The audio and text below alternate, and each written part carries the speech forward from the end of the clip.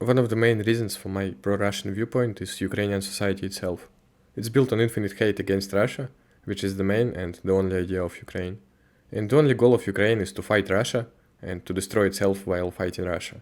The real Nazism for me is not symbols like swastikas and Nazi salute, but total dehumanization of Russian people. And by total, I mean really total. I wanted to make video about it, but then I understood that YouTube is blocking videos where Ukrainians are calling Russians subhumans and wishing death to all of them, so this video will be kinda soft. By the way, there is a documentary about Ukrainian totalitarianism. It's in Russian, I mentioned it a few times, and it's really deep, much deeper than my videos. It's showing how modern Ukrainian society was formed, and the reasons of why there is no second opinion in Ukraine. The main idea of that documentary is that government in Ukraine is not so strong, but there are many radical activists who have power to do whatever they want to without the responsibility, and they are forming the real totalitarianism. I contacted the author of this documentary, and he allowed me to translate it. It will be hard because it's 1 hour long, and it's made for Russian viewers with Russian context, but I will try. Before going to this video, I want to remind you that this channel is only sponsored by you, so if you want to support me, link is in the description. Now let's talk about Ukraine. The hate towards all Russians without any exception is completely normal there. Many public persons with millions of followers in Telegram are saying that killing Russians is necessary, and they don't mean just Russian soldiers. If you are interested in this war, you know about Ukrainian deep state Telegram channel, just go and look on posts and comments there. In 2022, the most popular song in Ukraine was the song addressing the Russian soldier that soon he will die. There are Christmas tree ornaments cut the Russians, socks I want 100,000 Russians dead, sausage death to Russians, etc. In Russia there are very few people who hate Ukrainians, and for everyone they are just weirdos. Maybe the only cities in Russia where there are people who hate Ukrainians are Donetsk and Lugansk, but even there is no merchandise with such signs. And even in Donetsk there are very few radical people compared to Ukraine. I know people from Donetsk who are very happy when Ukrainians have troubles with electricity, but I've never met anyone who was happy about children dying in Ukraine.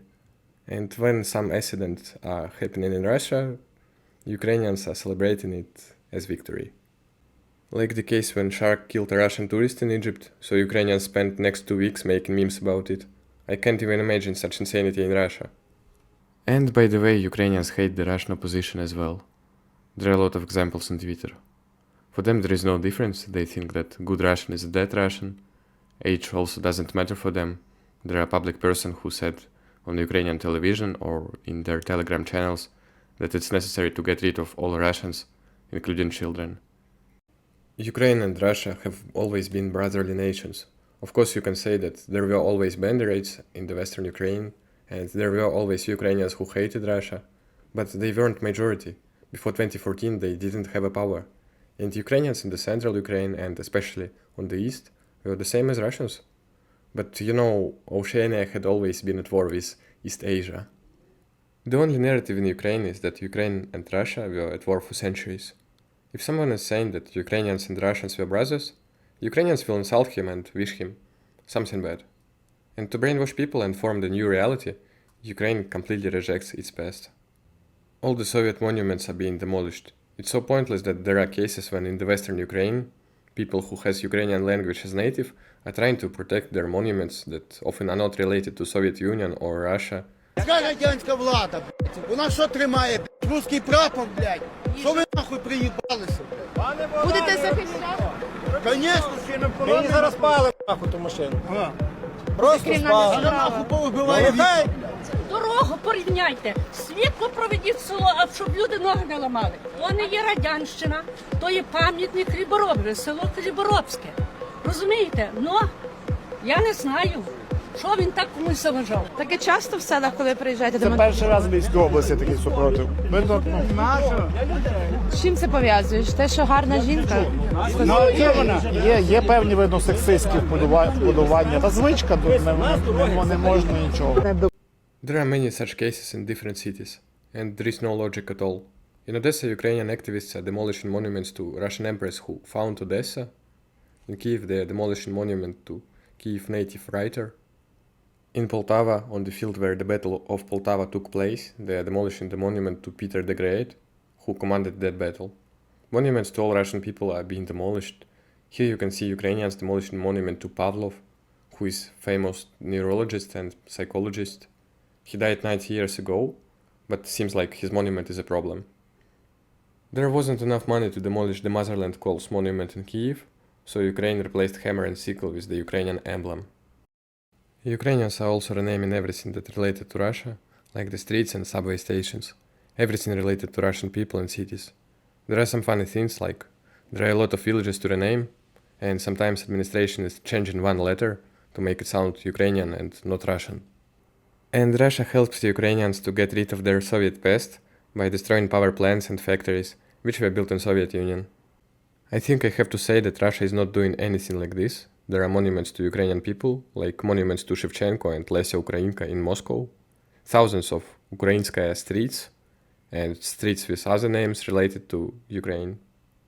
And the big problem in Ukraine is memory about the victory in World War II. Ukrainians practice double think on this topic. Officially, Ukrainian government is saying that Ukraine fought Germany, which is true.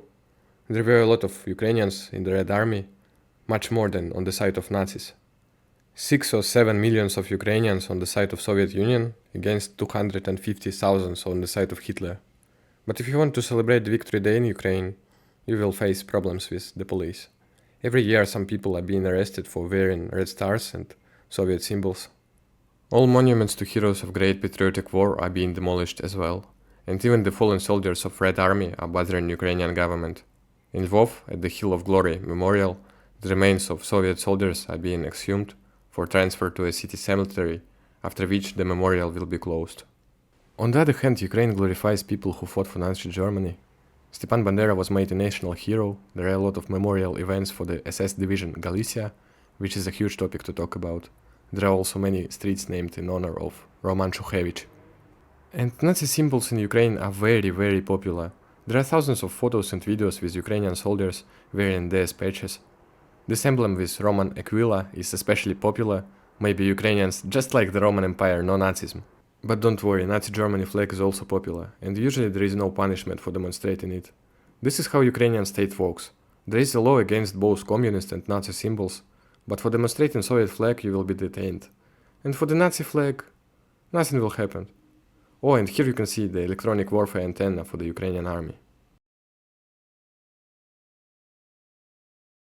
By the way, Ukrainian army vehicles are usually marked with crosses, and Ukrainian military telegram channels are often using this symbol in usernames.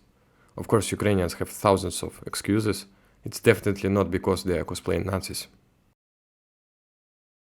One of the most important aspects that shows the real face of Ukraine is Russian language. It's a big and complicated topic, but in short, all Ukrainians in big cities in the eastern and central Ukraine have Russian language as native, which is more than 90% of population. But Ukrainian society went crazy on this, so Russian language is being suppressed. It started in 2014, and before war this was a very slow process. The language law which restricted Russian was adopted only in 2021, and even after it you could speak Russian, so Ukrainization would took like 10 years or more. However, after war began, the situation got much worse. There are activists who forces people to speak Ukrainian, and government supports these activists. There are dozens of videos where such caring activists are starting conflicts with random people who speak Russian or listen in Russian music in public. Local administrations started to organize language patrols who make sure people speak Ukrainian.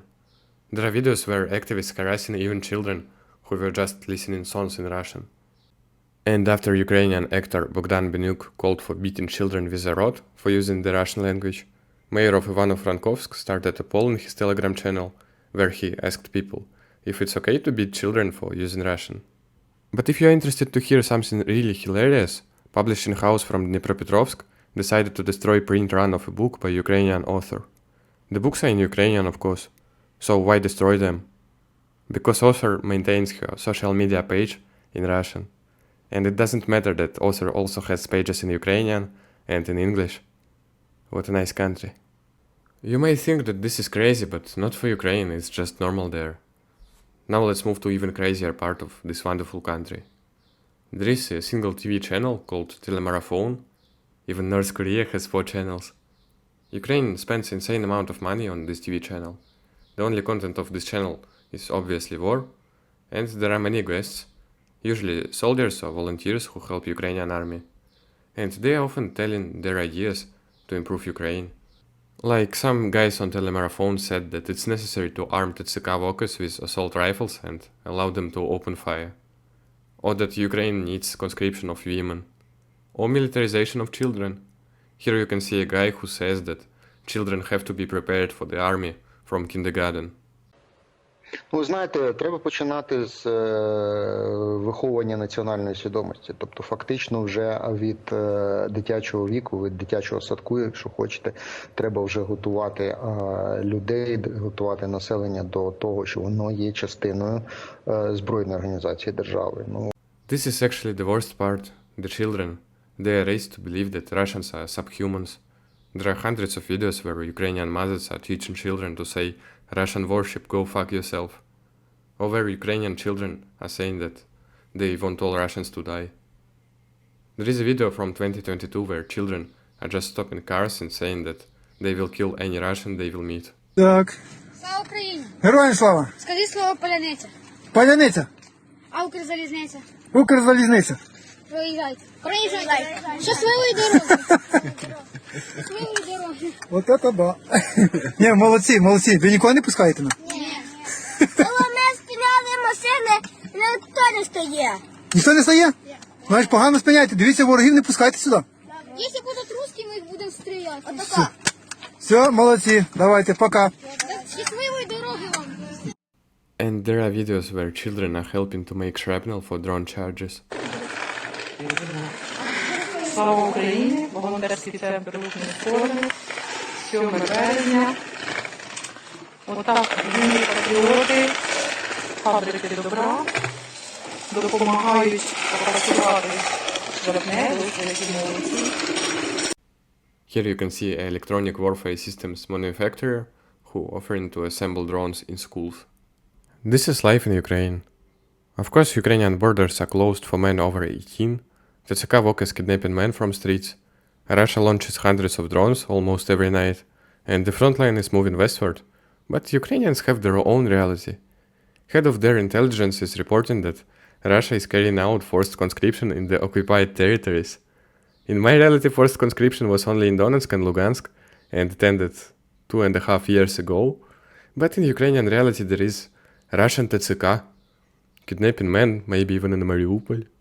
Of course, there is not a single video of it, but if you are following Ukrainian media, it's obvious that it's true. There is a departure board on a railway station somewhere in Ukraine, where there are trains to Mariupol, Donetsk and Crimea, and you can even buy a ticket to a concert in Crimea when it will be liberated. Oh wait, it's 2023 before counteroffensive, and something went wrong with it. I wonder if the people who bought it got a refund. In Ukrainian reality, only 20 out of more than 700 Russian drones reached their target. The rest were shot down by Ukrainian anti-air defense. Also in Ukrainian reality, most of Russians are living without electricity and, of course, without toilets. It might be funny, but in fact, Ukrainian propaganda machine is effective. There are many Ukrainians who believe that Ukrainian victory is inevitable. Не може такого бути. Такого не буде. Буде таке, що вона переможе. Відпадає це питання, тому що такого не може бути. В будь-якому випадку Україна переможе, щоб там не було, і скільки б це не тривало. Жити в тих трущобах, що вони там живуть, ні, це біда, це для нашої країни. Ми однозначно переможемо. Ми ж нащадки козаків, як може бути інакше? Не визнана якась така територія сіра, без економіки і так далі. Нас би просто, уніжали, як раніше, просто оце Союз, Російська імперія і це все. Було б рабство. Ми були під п'ятою Москви. Стало до часті провінціальної Росії. Геноцид. Повна окупація Росією, геноцид українського народу і далі, повне зросійщення всіх українців. О, та це взагалі рабство, мабуть. То, що казав Подоляк, нам кінець, ми боремося за своє виживання. Sometimes Ukrainian media saying that Ukraine is in default, that Ukraine lost 40% of labor force and around 25% of children. But usually they are silent about this, so Ukrainians don't need to think about it. Using brain in Ukraine is not required, just blame Russians and help Ukrainian army. I think that's all for today. After uploading this video, I'll start to make translation of documentary about the Ukrainian totalitarianism. If you like my channel, you can support me on Boosty. Cheers!